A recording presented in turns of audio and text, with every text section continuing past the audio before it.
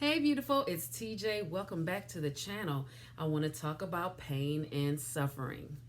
Your pain is knowing your potential, yet you're not living it.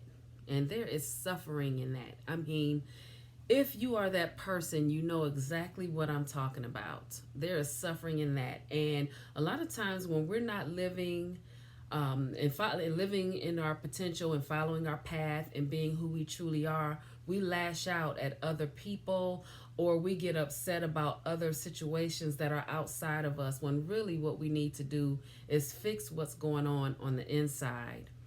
Okay, so pain is knowing that you're meant for greater, but you're still playing small. You're still living that same old tired story. You are not the person that you were yesterday. You're not the person that you were last week, last year, or 2 years ago. You're not the mistake that you made yesterday, last week, last year, or 2 years ago. So, why do people continue to live in that?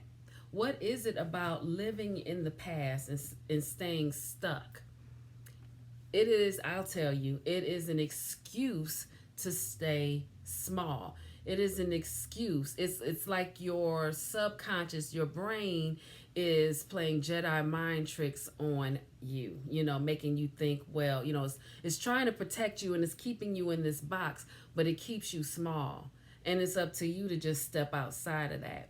Now, what I think is really a good thing to apply, now this is, just hear me out. Okay, I'm going to use my closet, for example, as an example. And this is something that you can apply throughout your life, every aspect in your life, wherever it needs to apply.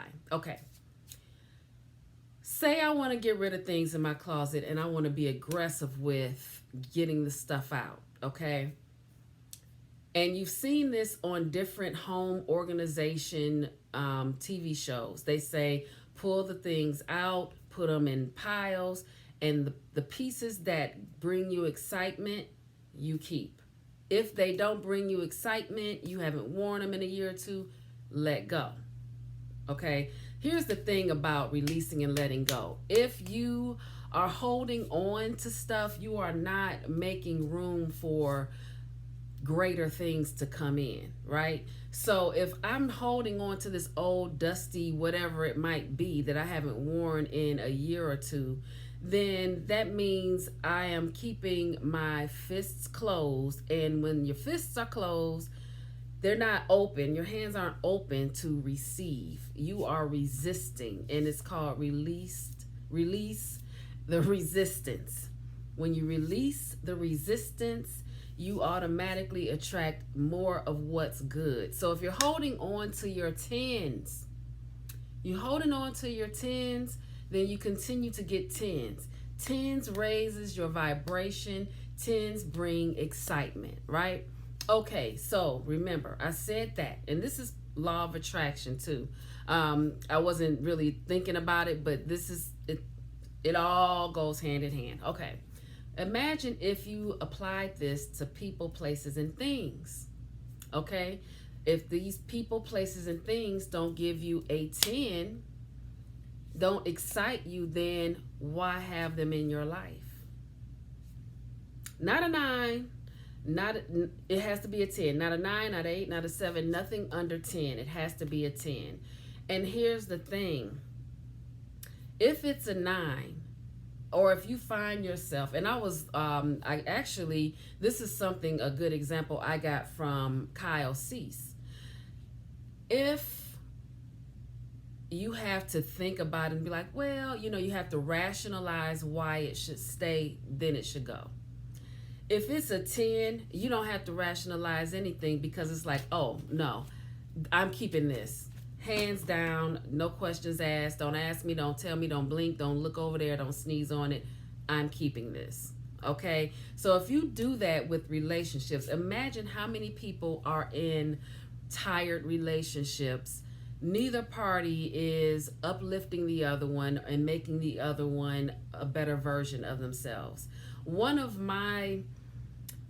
As far as a romantic relationship, one of my I would say guidelines is I have to be helping that person elevate, stay who they are, but elevate to their better version, and vice versa. It's all in the inspiration. I have to inspire them and they have to inspire me.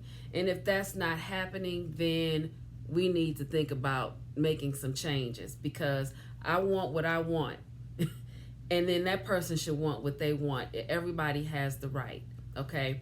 So I just thought that this was really a good topic. So if you start doing that in various aspects of your life, even food, even jobs, even careers, remember, you want to follow your own path, because when you follow your own path, you feel more happy.